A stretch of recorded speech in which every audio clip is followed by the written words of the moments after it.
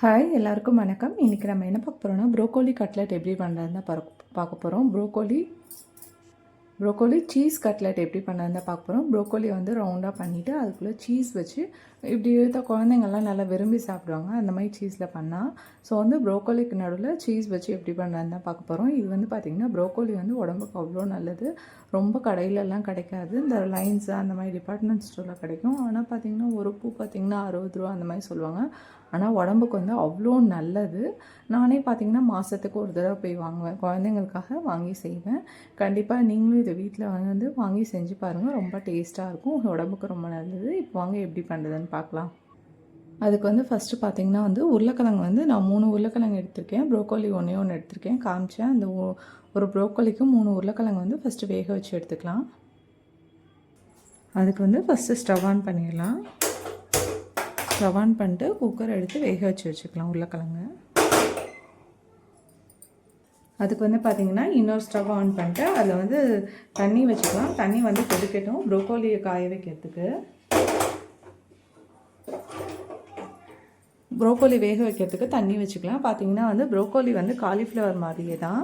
அப்படி இப்போ வந்து பார்த்திங்கன்னா வந்து காலிஃப்ளவர் எப்படி வந்து தண்ணி கொதிச்சதுக்கப்புறம் காலிஃப்ளவரை சேர்ப்போமோ அது மாதிரி தண்ணி கொதி வந்ததுக்கப்புறம் ப்ரோக்கோலியை சேர்த்து வேக வச்சு எடுத்துக்கலாம். இப்போ பார்த்திங்கன்னா வந்து தண்ணி நல்லா கொதி வந்துச்சு. இப்போ வந்து ஸ்டவ்வை வந்து மீடியம் ஃப்ளேமில் வச்சுட்டு நம்ம கழுவி வச்சுருக்க ப்ரோக்கோலியை அதில் சேர்த்துக்கலாம்.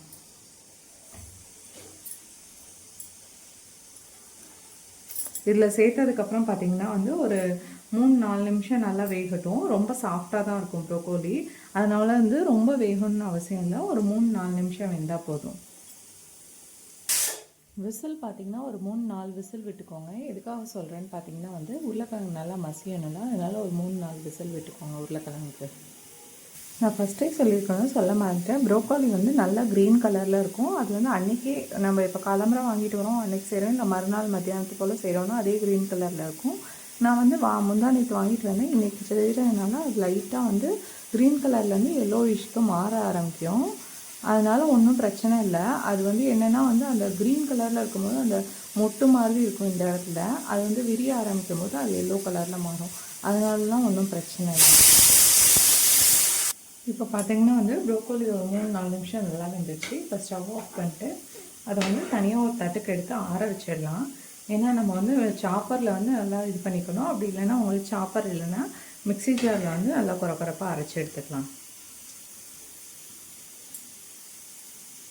இப்போது உருளைக்கிழங்கு பார்த்திங்கன்னா ஃபஸ்ட்டு நல்லா மசிச்சு எடுத்துட்டேன். அடுத்து பார்த்திங்கன்னா ப்ரோக்கோலியை சாப்பரில் போட்டு சாப் பண்ணி எடுத்துக்கலாம்.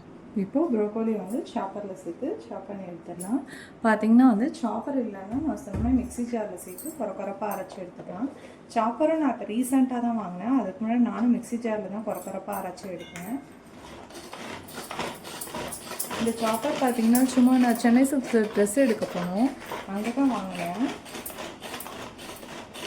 சாப்பர் இப்போ வந்து ரொம்ப சீப்பாக கிடைக்க ஆரம்பிச்சிட்டு எல்லா இடத்துலையும் நல்லா தான் இருக்குது சாப் பண்ணுறதுக்கு. நீங்கள் இது கூட வாங்கி வச்சுக்கலாம், ஒன்றும் பிரச்சனை இருக்காது. இப்போ பார்த்திங்கன்னா வந்து சாப்பரில் சாப் பண்ணி எடுத்தாச்சு. இதை வந்து உருளைக்கிழங்கோட சேர்த்துக்கலாம்.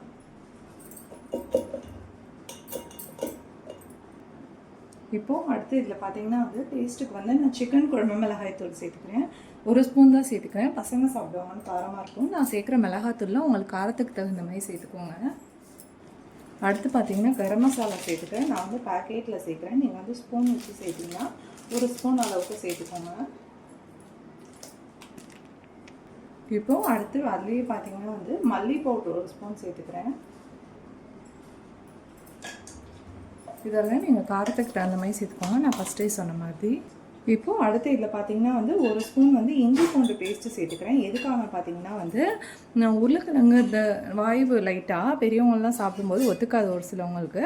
அதனால் வந்து இதில் வந்து உருளைக்கிழங்கு பேஸ்ட்டு சேர்த்துருக்கேன், இஞ்சி பூண்டு பேஸ்ட்டு சேர்த்துருக்கேன்.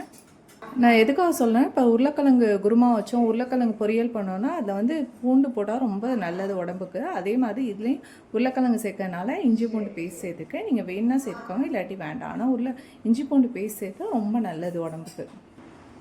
இப்போ பார்த்திங்கன்னா வந்து இதுக்கு தேவையான அளவு உப்பு சேர்த்துக்கலாம். அடுத்து பார்த்திங்கன்னா பிரெட் கிராம்ஸ்க்கு வந்து நான் நார்மல் ப்ரெட்டை வந்து மிக்ஸி ஜாரில் சேர்த்து பிரெட் கிராம்ஸாக பண்ணிக்கிறேன். நான் வந்து இந்த ப்ரெட்டில் இருக்க தோலோடு தான் சேர்த்துக்கிறேன். நான் வந்து தோல் சேர்க்கறதுல எனக்கு எதுவும் ப்ராப்ளம் இல்லை, அதனால் தோலோடையும் சேர்த்துக்கிறேன். எதுக்காக வந்து அந்த பிரெட் கிராம்ஸில் அந்த தோல் இருக்குல்ல சைடில் அது எடுக்கணும்னு சொல்கிறாங்கன்னா பார்த்திங்கன்னா வந்து நம்ம எண்ணெயில் ஃப்ரை பண்ணும்போது அது ஒரு சில நேரம் ரொம்ப கருப்பாகிடும், அதனால் வந்து எடுக்கணும்னு சொல்லுவாங்க கொஞ்சம் பேர். நான் வந்து எடுக்க மாட்டேன், அப்படியே சேர்த்து தான் அரைச்சிடுவேன். இப்போ பார்த்திங்கன்னா வந்து பிரெட் கிராம்ஸ் ரெடி ஆகிடுச்சு. இப்போ வந்து இதை பிசைஞ்சிடலாம். பிசைஞ்சிட்டு வந்து உங்களுக்கு லைட்டாக தண்ணியாக இருக்க மாதிரி ஃபீல் ஆச்சுன்னா இந்த பிரெட் கிராம்ஸ் இருக்குல்ல அதை கொஞ்சோண்டு சேர்த்துட்டு பிசைஞ்சிங்கன்னா அந்த ஈரப்பதத்தெல்லாம் இழுத்துடும் பிரெட் கிராம்ஸு. இப்போ பார்த்திங்கன்னா வந்து இதே பார்த்திங்கன்னா இப்படி நல்லா உருண்டை பிடிக்க வருது பாருங்களேன். இப்போ நடுவில் சீஸ் வச்சு திரும்பவும் தான் உருண்டை பிடிக்க போகிறோம். அதனால் வந்து நான் இதில் வந்து கொஞ்சோண்டு மட்டும் பிரெட் கிராம்ஸ் சேர்த்துக்கிறேன், ரொம்ப சேர்க்கலை. சும்மா கொஞ்சோண்டு இந்த பாருங்கள், சும்மா ஒரு கைப்பிடி அளவு மட்டும் பிரெட் கிராம்ஸ் சேர்த்துக்கிறேன்.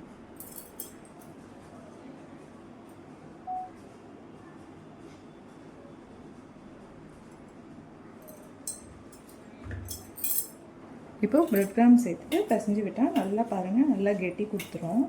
நான் சொன்ன மாதிரி பிரெட் கிராம்ஸ் வந்து அந்த ஈரப்பதத்தை லைட்டாக உறிஞ்சிடும். ஆல்ரெடி நம்மளுக்கு வந்து உருண்டை பிடிக்க வந்துருச்சு, இதனால் லைட்டாக எனக்கு தெரிஞ்சிச்சு, அதனால் வந்து கொஞ்சோண்டு மட்டும் சேர்த்துக்கிட்டேன். பாருங்கள் நல்லா கெட்டி தந்துருப்பாங்க, உங்களுக்கு பார்க்கும்போதே தெரியும்.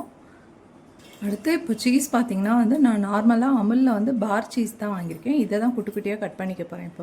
இப்போ பார்த்திங்கன்னா வந்து சீஸ் இந்த மாதிரி நான் குட்டி குட்டியாக கட் பண்ணி எடுத்துருக்கேன். இப்போது ப்ரோக்கோலி சீஸ் பால்ஸை வந்து டிப் பண்ணி சேர்க்கறதுக்காக ஒரு கிண்ணத்தில் வந்து கார்ன்ஃப்ளவர் மாவு எடுத்திருக்கேன். அதில் வந்து இப்போ கொஞ்சோண்டு தண்ணி சேர்த்து மிக்ஸ் பண்ணி வச்சுக்கலாம். தண்ணி சேர்த்து ரொம்ப கெட்டியாக வேண்டாம், ஓரளவு தண்ணியாக இருந்தால் கூட ஒன்றும் பிரச்சனை இல்லை. இந்த மாதிரி மிக்ஸ் பண்ணி வச்சுக்கலாம். பாருங்கள், இப்போ பார்த்திங்கன்னா வந்து ஸ்டவ் ஆன் பண்ணி பாத்திரம் வச்சு எண்ணெய் சேர்த்துக்கலாம். இப்போ பாத்திரம் நல்லா காஞ்சிச்சு, எண்ணெய் சேர்த்துடலாம். எண்ணெய் வந்து நான் எப்போயுமே பிரெட் கிராம்ஸ் போடும்போது சொல்லியிருக்கேன், எண்ணெய் வந்து சிம்மிலேயே வச்சுக்கோங்க, இல்லை நம்ம போடும்போது மீடியம் ஃப்ளேமில் வச்சுக்கோங்க. ஏன் சொல்கிறேன்னா நம்ம பிரெட் கிராம்ஸில் டிப் பண்ணி போடும்போது ஃபஸ்ட்டு வந்து வெளியில் ஃபுல்லாக நல்லா கருப்பாயிடும், உள்ளே வேகாது. இப்போ நம்ம சீஸ் வைக்கிறதுனால சீஸ் வேறு உருகணும், அதனால் பார்த்திங்கன்னா வந்து எண்ணெய் சேர்த்தோன்னு ஸ்டவ்வை வந்து சிம்மிலேயே வச்சுக்கோங்க, பெருசாக வச்சுடாதீங்க. பிரெட் கிராம்ஸ் ரொம்ப கருப்பாயிடும் அப்புறம். இப்போது அடுத்து பார்த்திங்கன்னா நம்ம சீஸ் பால்ஸ் செஞ்சிடலாம். பார்த்திங்கன்னா வந்து அதுக்கு வந்து ஃபஸ்ட்டு வந்து நம்ம செஞ்சு வச்சுருந்தோம் ப்ரோக்கோலி உருளைக்கிழங்கு சேர்த்து அதை வந்து இந்த மாதிரி தட்டிக்கலாம். தட்டிட்டு அதுக்குள்ளே ஒரே ஒரு சீஸ் பீஸ் வச்சுக்கலாம். வச்சுட்டு எப்பயும் போல் நம்ம ரவுண்ட் பண்ணுவோம்ல அந்த மாதிரி பண்ணிக்கலாம். ரொம்ப திக்காகவும் வச்சிட வேண்டாம் வெளியில். எதுக்காக சொல்கிறேன்னா வந்து சீஸ் வந்து மெல்ட் ஆகணும்ல, ரொம்ப திக்காக வச்சுட்டா சீஸ் வந்து மெல்ட் ஆகாது. அதனால் இந்த மாதிரி ரவுண்ட் பண்ணி எடுத்துக்கலாம். அதை வந்து பார்த்திங்கன்னா வந்து நம்ம இப்போ ரவுண்ட் பண்ணி எடுத்துச்சு இதை வந்து நம்ம கார்ன்ஃப்ளவரில் டிப் பண்ணி எடுத்துகிட்டு அதை வந்து பிரெட் கிராம்ஸில் டிப் பண்ணி எடுத்துடலாம். இந்த மாதிரி சீஸ் பால்ஸை ரெடி பண்ணிடலாம். பாருங்கள், இந்த மாதிரி எல்லாத்தையும் ரெடி பண்ணி எடுத்துக்கலாம். இப்போது எண்ணெய் பார்த்திங்கன்னா ரொம்ப காயில், ஓரளவு காஞ்சிடுச்சு. நான் சொன்ன மாதிரி பிரெட் கிராம்ஸில் அந்த டிப் பண்ணி சேர்க்கும்போது ரொம்ப கருப்பாயிடுங்கிறதுனால நான் ஓரளவு தான் காய வச்சுருக்கேன். இப்போ ஒரு பாலாக சேர்த்துடலாம்.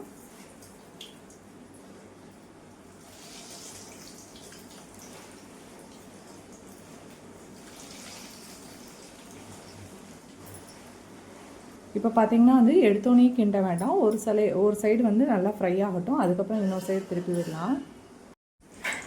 இப்போ பார்த்திங்கன்னா வந்து இன்னொரு சைடு கொஞ்சம் மெதுவாக திருப்பி விடுங்க.